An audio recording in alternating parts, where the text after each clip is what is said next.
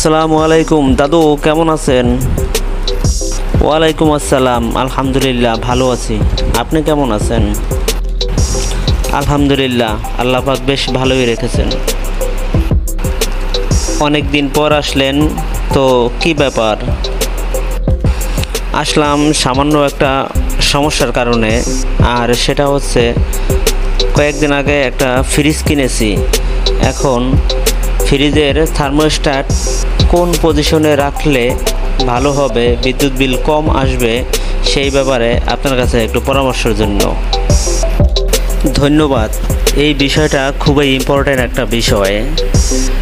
আপনার ফ্রিজের thermostat position, যেহেতু এখন গরমকাল, গরমের সময় আপনার ফ্রিজের থার্মোস্ট্যাট পজিশন যদি থার্মোস্ট্যাট পজিশনের ম্যাক্সিমাম 7 থাকে, তাহলে এই গরমের সময় আপনি ওটার পজিশনে রাখবেন 4, অর্থাৎ অর্ধেকের চেয়ে একটু বেশি।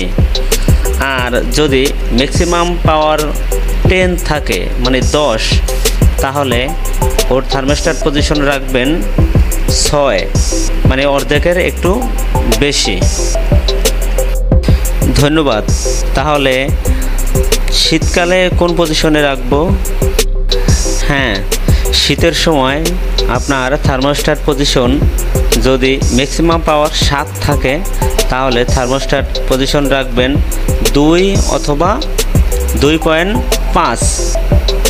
আর যদি ম্যাক্সিমাম পাওয়ার আপনার থার্মোস্ট্যাটে 10 থাকে, তাহলে রাখবেন 3 অথবা 3.5।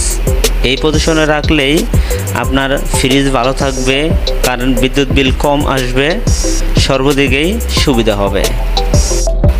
ধন্যবাদ দাদা, আপনার কাছে এসে সুন্দর একটা পরামর্শ পেলাম। আপনাকেও ধন্যবাদ, আবার আসবেন।